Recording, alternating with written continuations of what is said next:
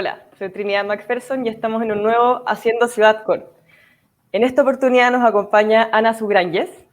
Ana es defensora del derecho a la vivienda, presidenta de Housing and Land Rights Network, secretaria del Comité Hábitat del Colegio de Arquitectos, integrante del colectivo Ciudad Común, que también es parte de Ciudad Constituyente, presidenta del Comité de Administración del edificio donde vive e instructora de Pilates. Ana, bienvenida. Por favor, cuéntanos un poco de ti y para quienes no conocen tu tremenda trayectoria. Bueno, buenas tardes. Encantada de estar aquí con ustedes, de seguir adelante con esta gran idea que vamos construyendo de la ciudad constituyente para colocar los temas de la ciudad en este momento constituyente. Es una oportunidad, es una obligación, es un desafío complicado. De mí, pues que ya tengo muchas ganas, que tengo bastantes años, llevo como 30 años aquí en Chile, antes estuve como 15 años en Guatemala, he vivido también, bueno, en distintas partes del mundo y me defino de esta forma simplificada de catalana, de chilena y de ciudadana del mundo por convicción. Súper. Y como tal, como ciudadana del mundo, ¿nos puedes contar anécdotas y experiencias de tu hábitat? Día para estar hablando de la ciudad. Porque personalmente debo decir que en el campo sí me encanta estar para mirar la naturaleza, para entender todos los desafíos del resguardo del planeta, pero me pierdo y mientras que en la ciudad amo la ciudad y me gusta sentirme calladita, en medio de muchísima gente y como sintiéndome parte de un todo y un tono que se va cambiando, que va transformándose cada día. Entonces, las ciudades sí marcan mi vida y me encantan las ciudades. Entonces, pensando la ciudad chica de Suiza, donde pasé mi infancia y adolescencia, que se llama Fribourg, y que para mí es un remanso de paz, ¿no? Pero también un remanso de paz que tenía sus bares con un alcohol de manzana y dentro de las botellas para mantener el alcohol bien vivo estaban víboras. Otra imagen es de Barcelona. Barcelona como, sí, la Barcelona está de los edificios de Gaudí y pensando en mi abuelo arquitecto, como yo, y mi abuelo que durante los últimos 10 años de su vida, después de la muerte de Gaudí, trabajó la fachada oriente de la Sagrada Familia. Y entonces, en la familia, con las amistades, los temas de la Sagrada Familia, es un tema de debate y de peleas de no parar. Y pensando en la herencia del abuelo y pensando en mi tía, que ahora tiene 101 años y que está muy bien la tía. Y la tía que recuerda los caramelos que distribuía el arquitecto Gaudí, y esto le encantaba ir a la obra, porque en aquel entonces el arquitecto estaba en la obra, no estaba detrás de un escritorio, y estar ahí pendiente de los dulcecitos que regalaba el buen hombre. Pero la tía después siempre lo que más ha manifestado es su disgusto al monumentalismo. Y esto es el otro mensaje que quiero compartir. Otra ciudad en la cual he vivido 5 años es Leiden, en los Países Bajos.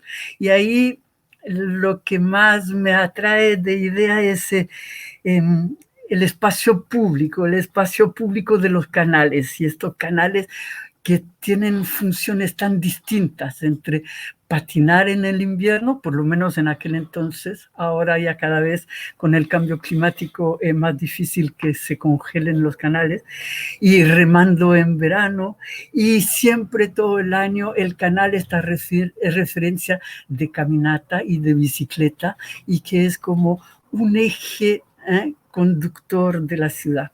Maravilloso. Después hago un salto ya al continente latino y pienso en la ciudad de San Salvador, donde también he vivido. Y ahí pienso en la violencia, y la violencia en la calle, y el bautizo de fuego, que desgraciadamente me ha tocado en varios momentos, y especialmente el día del entierro de Monseñor Romero, donde estábamos como 1 millón de personas en la calle y que nos atacaron por todos los lados, con bombas, con ametralladoras, y que esta ciudad que logró moverse, que logró realmente salir del horror del ataque, y que ha seguido, y que al final, al cabo de muchos años, él llegó también a un acuerdo de paz. Pensando también en la ciudad de Guatemala con otra imagen, y es que el centro de la ciudad, en una meseta, con todos sus, el centro comercial, el centro institucional, el centro de encuentro, el centro de la ciudadanía, y a 2 cuadras de ahí, el inicio del barranco, y el barranco hacia abajo, y el barranco hacia abajo, para que pueda vivir la gente pobre muy cerca del centro.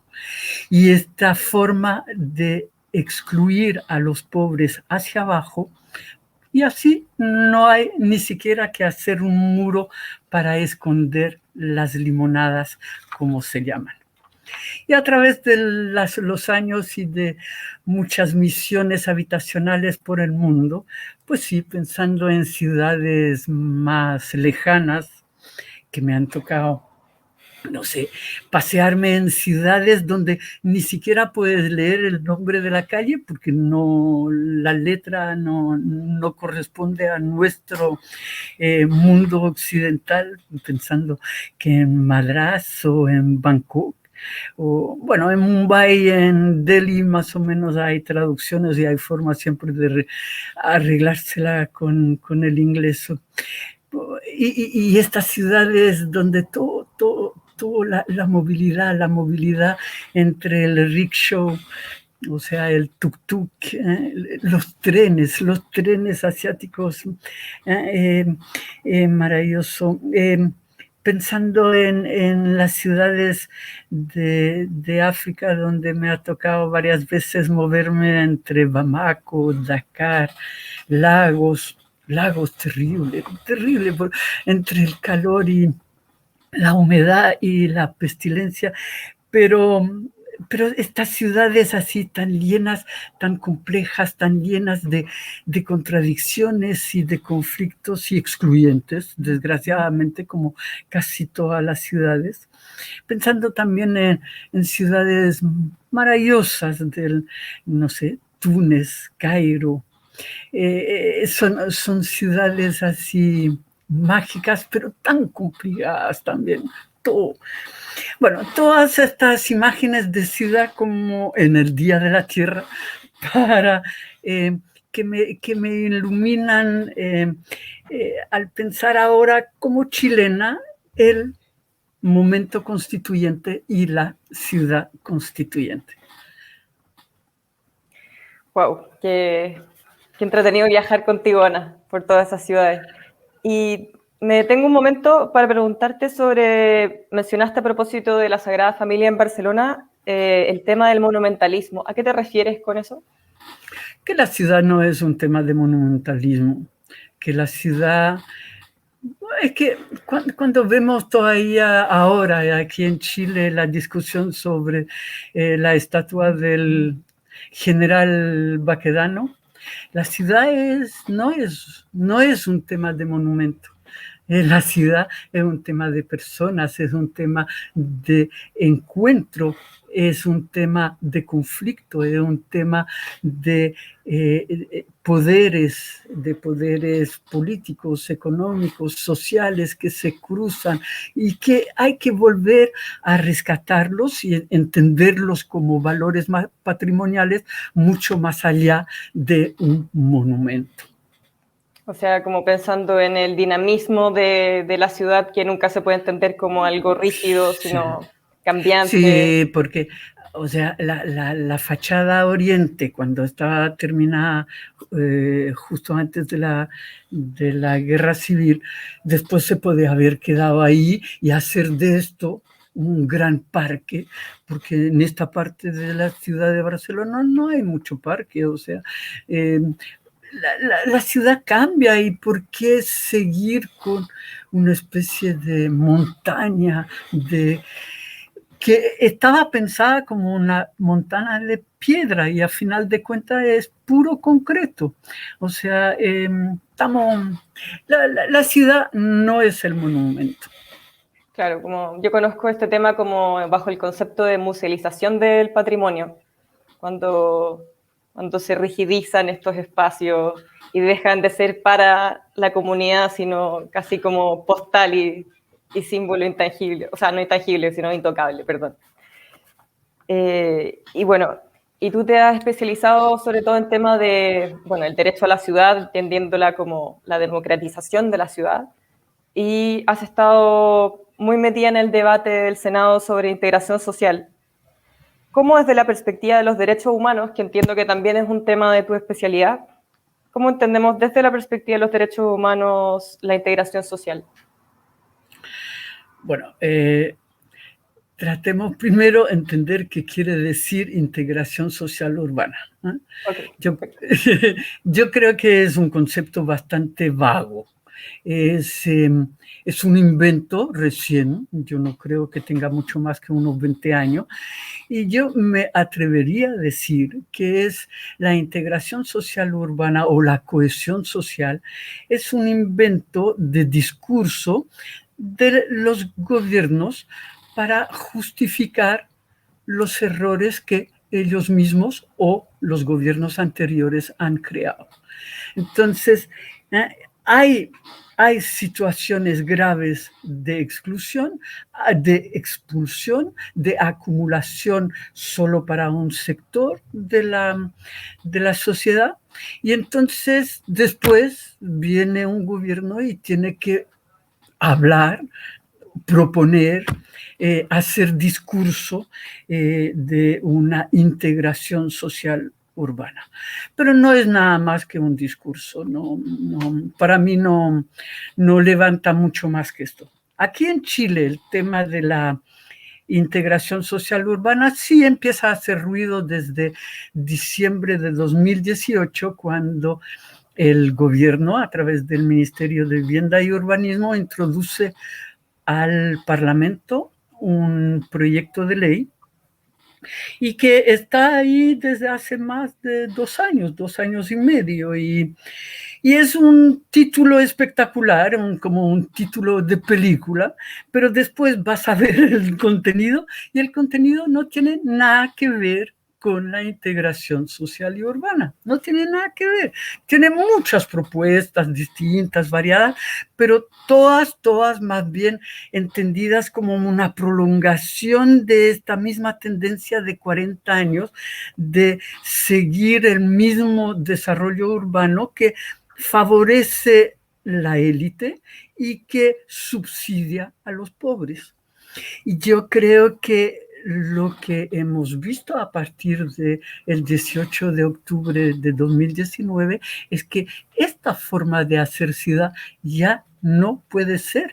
O sea, tenemos que entender que la ciudad no se arregla con leyes, y además lo que hemos visto de distintos estudios y de trabajo que estamos haciendo en el Colegio de Arquitectos es que las leyes necesarias para hacer lo que propone hacer el Ministerio de Vivienda ya existen, han sido heredadas de lo que son las Coravit, la Cormu, la Corvi y la COU de hace muchos años.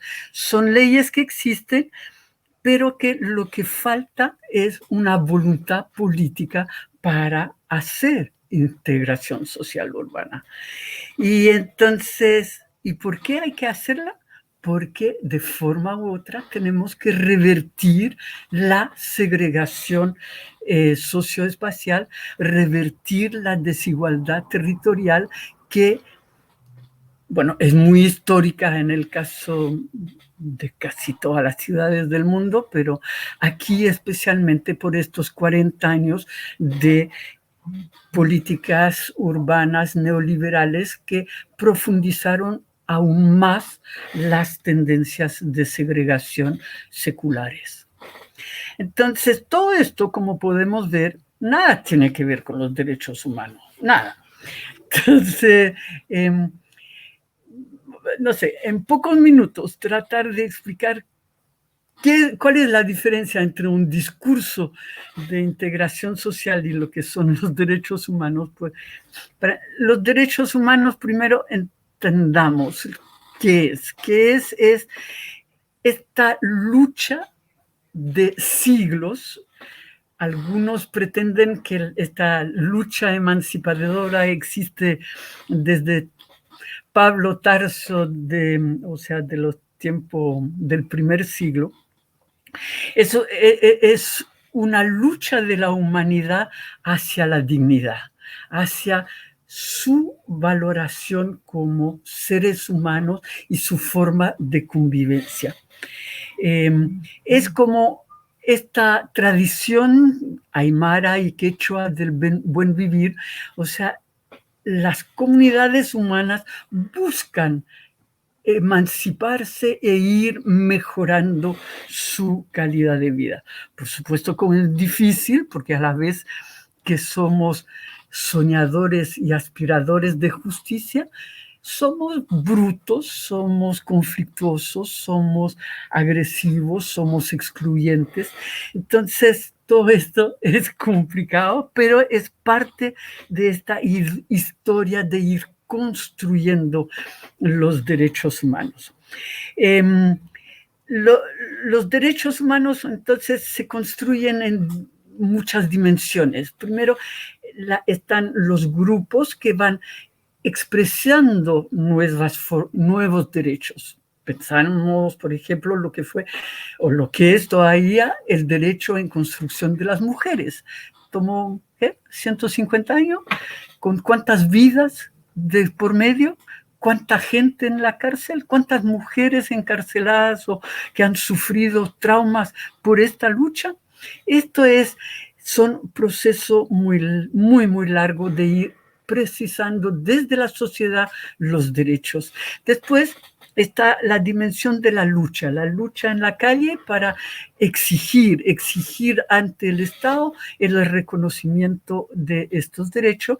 Y la tercera dimensión, que es ya institucional del Estado, que formula los instrumentos judiciales necesarios para que esto se pueda exigir, cumplir y realizar en todo momento. Son construcciones permanentes y además viene y una ley que se ha obtenido también hay que volverla al tapete porque cambian las circunstancias y hay que seguirlas luchando y peleando. Por supuesto que los derechos humanos están llenos de defectos y no son perfectos. Los derechos humanos reconocidos y puestos en códigos por Naciones Unidas a través de la Declaración Universal de Derechos Humanos y varios pactos internacionales que los estados suscriben, por ejemplo, el Pacto Internacional de los Derechos Civiles y Políticos, el Pacto Internacional de los Derechos económicos, sociales, culturales y ambientales, son momentos que se van precisando distintas formas de hacer estos derechos como obligaciones de Estado. Ahora, los defectos también están, o sea, yo creo que los derechos humanos, su historia está llena de individualismo, de occidentalismo, mucho más. No creo que los derechos humanos respondan a lo que es la forma de sociedad en Asia o en África. O, bueno, depende por las historias del colonialismo, puede cambiar. También los derechos humanos están cargados de esta idea liberal, del liberalismo de la economía. Todo esto es verdad, pero es nuestra historia y podemos ir avanzando.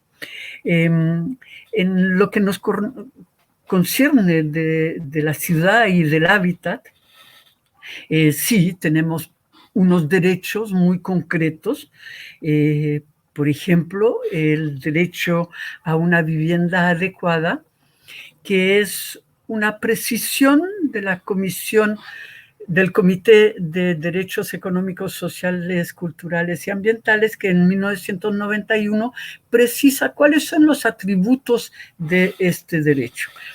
Y no creo que corresponda aquí detallarlos, pero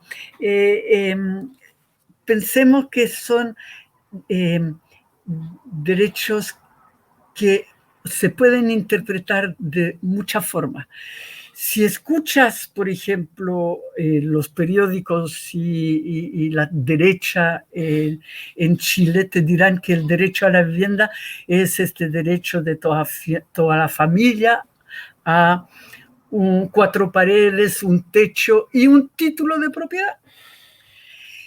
Y sin embargo, si entendemos el derecho a la vivienda, yo siempre me encanta referirme al relator especial del derecho a la vivienda, que hace como unos 20 años lo definió así como el derecho humano de todas las personas a un lugar donde vivir en seguridad, paz y dignidad. Es esta dimensión del lugar, y esta dimensión del lugar nos lleva no solo a las 4 paredes, el techo y el título de propiedad, sino que al entorno, al barrio, a la ciudad y, como no, a esta tierra que es el soporte de nuestra vida, a esta Pachamama, a esta Ñuquemapu, sin la cual no podemos vivir. Entonces, yo creo que entendamos esto como una apertura hacia la visión colectiva de los derechos, mucho más allá de los ismos estos que mencioné, del individuo o del liberal. Hay muchas lecturas de los derechos humanos y creo que ahora tenemos la oportunidad de abrirlo y de abrirlo, como decía, con el tema de la historia de los derechos de las mujeres, pensando los derechos de los inmigrantes, que es un tema que tenemos que ver a diario en nuestra realidad de Chile, que abrió sus puertas al flujo migratorio de América Latina, pensando, por ejemplo, a nuestro presidente Piñera, que fue a invitar a los venezolanos cuando fue a Cúcuta y diciendo, vengan, aquí estamos. Y ahora los mandan de regreso como encadenados, vestidos de blanco, como si estuviéramos enviando a la gente a Guantánamo. Estos son los horrores de violación de derechos humanos que tenemos, pero avancemos. Y alguna otra referencia de derechos que son muy importantes es las conquistas que se han logrado desde los pueblos originarios. Los pueblos originarios han logrado este gran salto cualitativo colectivo de los derechos humanos.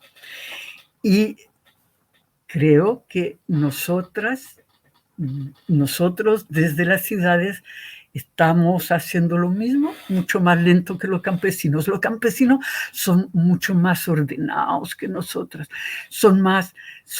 tienen metas mucho más evidentes, tienen la cosecha, necesitan ver crecer la fruta, el trigo, crecer el animal.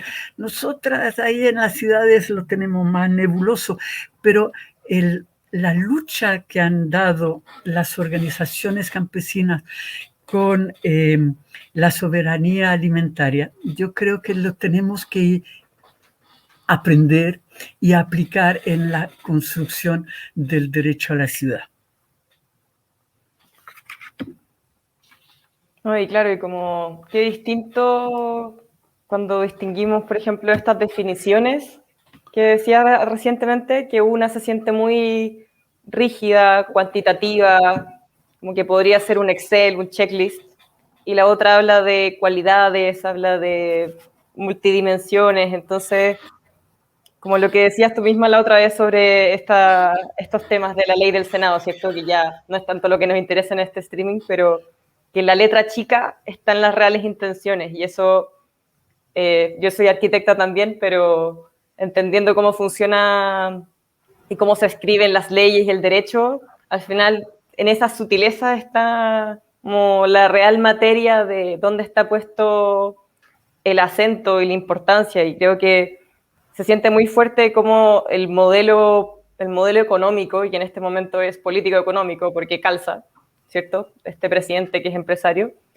se nota como la dimensión económica está en el centro de lo que es el habitar, cuando realmente lo que se pide muy fuerte es que la dimensión social cultural sea la que empuje y tire más fuerte, obviamente en conjunto con la territorial medioambiental, pero van tan estrechamente de la mano, como tú decías, esto de los campesinos y de la conexión, más que los campesinos, el mundo rural, la conexión con la tierra, el sentir la necesidad de la buena calidad de agua, del aire o la disponibilidad de agua, a esos extremos hemos llegado.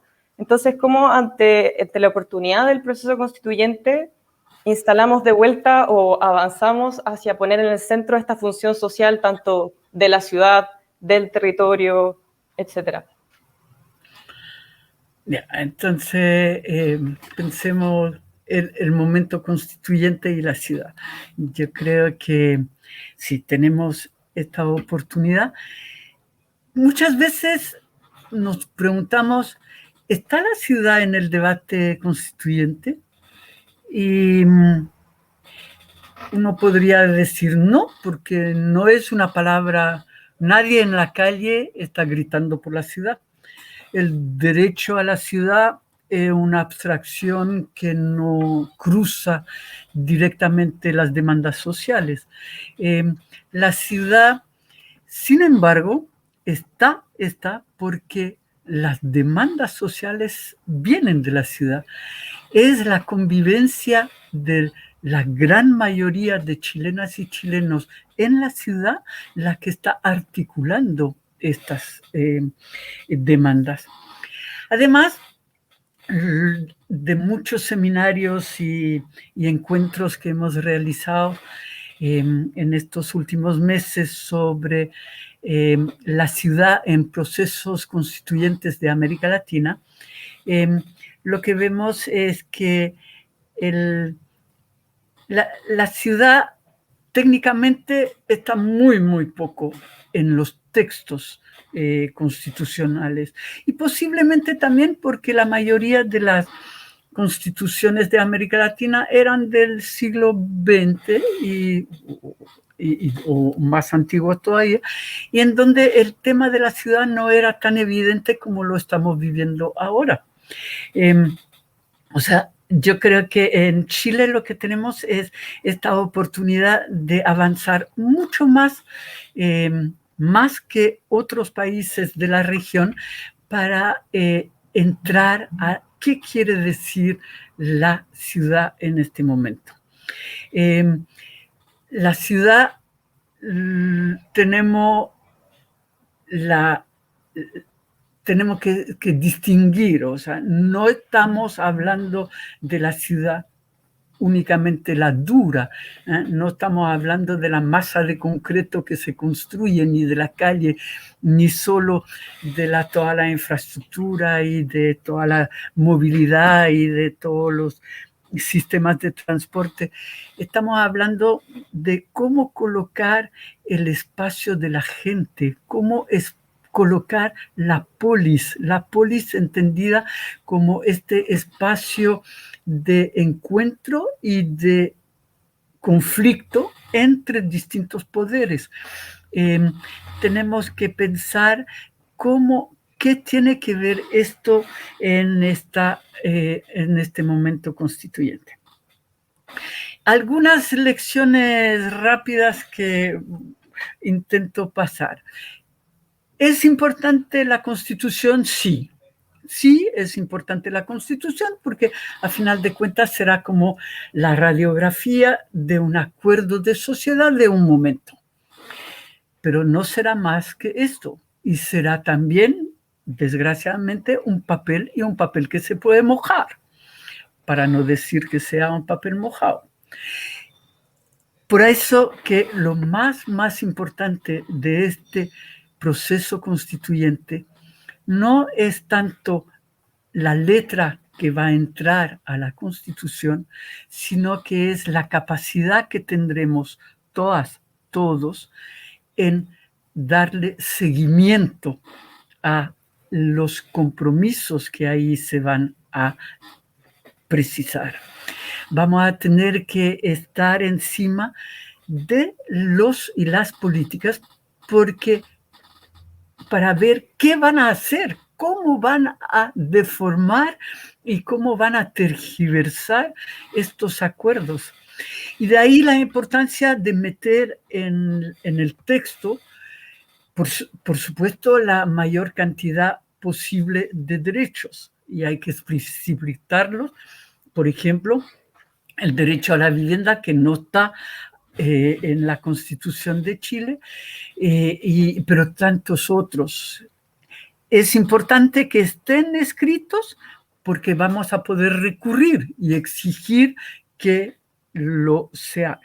Pero lo más importante es cómo vamos a poder precisar en el documento los mecanismos y los instrumentos que permitirán hacer de estos derechos garantías y efectos reales en cada uno de los territorios. Y esto es lo más difícil. Y por supuesto que la Constitución vigente que tenemos es una Constitución que solo piensa en las condiciones del mercado. Todo está siempre relacionado a las ganancias posibles que puedas sacar como empresa o como individuo o como grupo y no está avanzado desde el bien común y desde el entendimiento y las exigencias de las mayorías. Este cambio, pues tendremos que confiar en constitucionalistas que logren realmente hacer de esta nueva Constitución la base necesaria de poder empezar a cambiar. Yo creo que lo que más espero es que la Constitución de 2022 pues que cambie en el 2032 o que cambie en el 2037, o sea, que no nos hagamos ahora una camisa de 11 varas y que nos tenga otra vez atados durante 40 años más. Que sea un texto muy inteligente y que nos abra pues puertas y que nos abra todas las puertas necesarias a la sociedad, a las organizaciones sociales para poder controlar qué es lo que está pasando con el texto. Esto es como lo- pinceladas rapidísimas de lo que veo del momento constituyente. ¿Y serías partidaria entonces de una constitución más corta, pero como un marco Mira, garante de derechos? yo no sé, no tengo ninguna pretensión de ser constitucionalista. Cada uno haga su trabajo.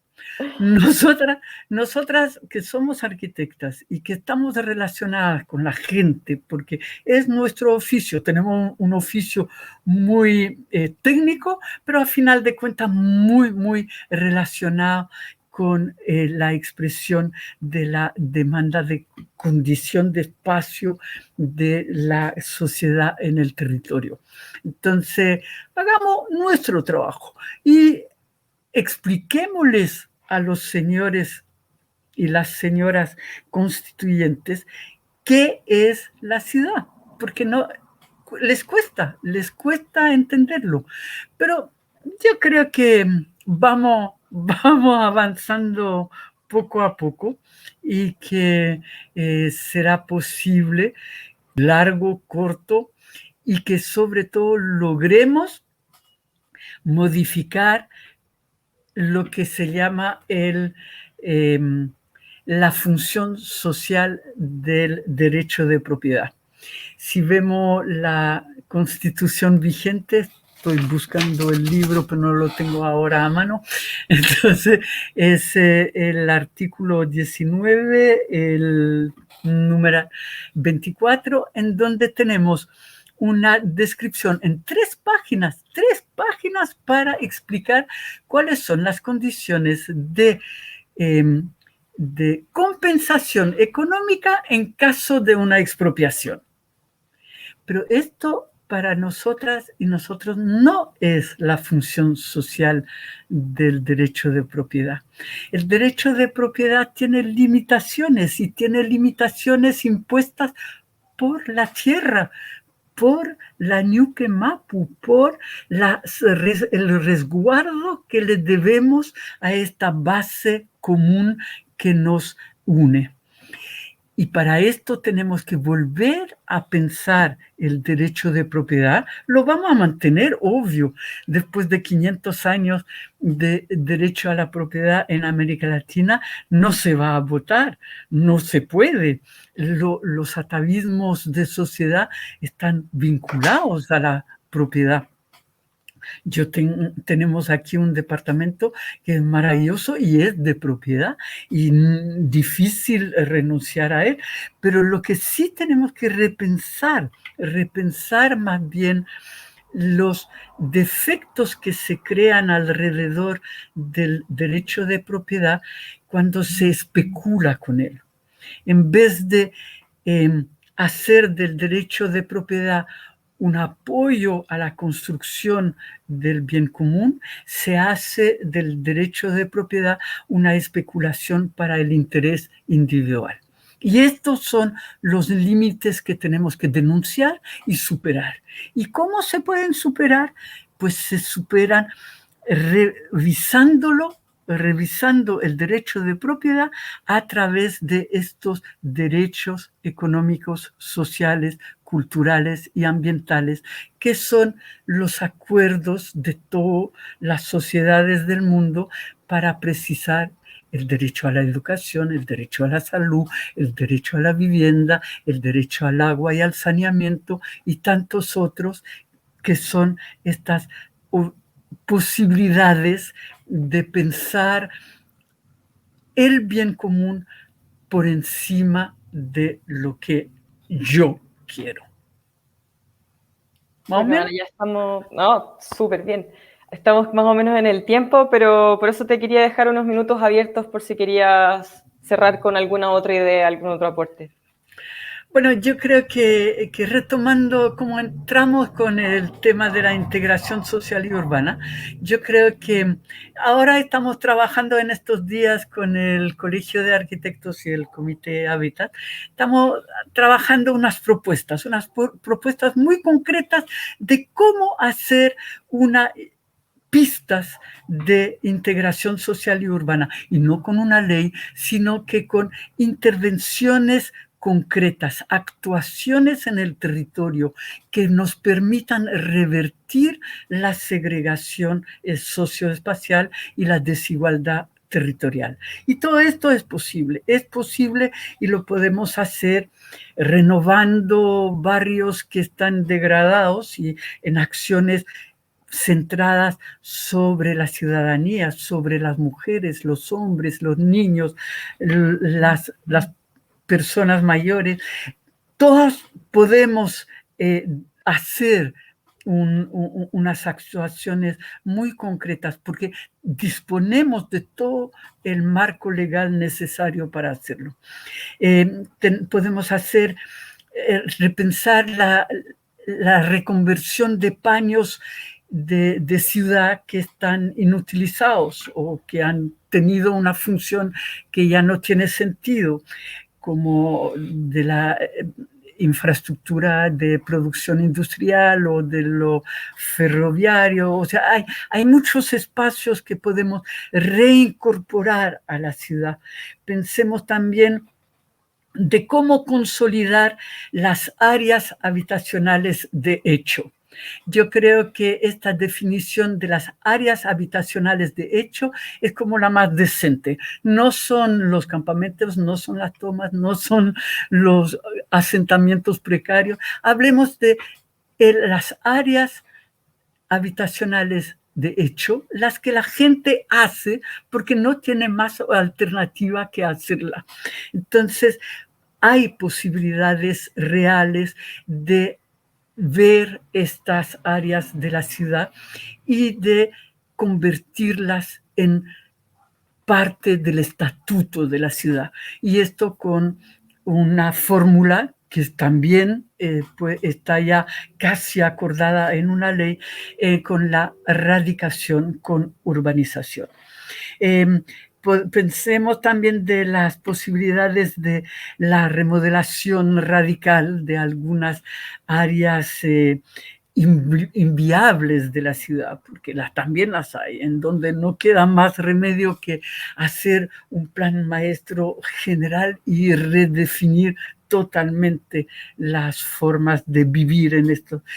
Y al final pensemos también estas posibilidades de intervención en la ciudad como en acupuntura, que son, o de joyero, de hacer algunas, por ejemplo, y ahí pensando en el cooperativismo, de cooperativas de vivienda como la excelencia pura de colectividades que definen una nueva forma de vivir la ciudad. No solo vivir en la ciudad, sino vivir la ciudad a través de la propiedad colectiva, a través de la ayuda mutua, a través de la autogestión y la posibilidad de ir sumando más interés y más capacidad entre tantas y tantos. Yo creo que hay muchas pistas por las cuales caminar. Y lo que más falta es voluntad política para hacerla. Pero para esto estamos desde la Plaza de la Dignidad, que la vamos a recuperar y que haremos de esto el punto de partida de la ciudad como es, hagamos ciudad, como dice Ciudad Constituyente. En eso estamos. Wow, muchas gracias, Ana, por estar aquí, por compartir este espacio con nosotros. Y invito a todos quienes nos están viendo, quienes nos ven también en otras redes sociales, a seguir a Ciudad Constituyente en el Instagram, @ciudad_constituyente, en la página web www.ciudadconstituyente.cl y en el Twitter cconstituyente_. Muchas gracias y nos vemos en otra oportunidad.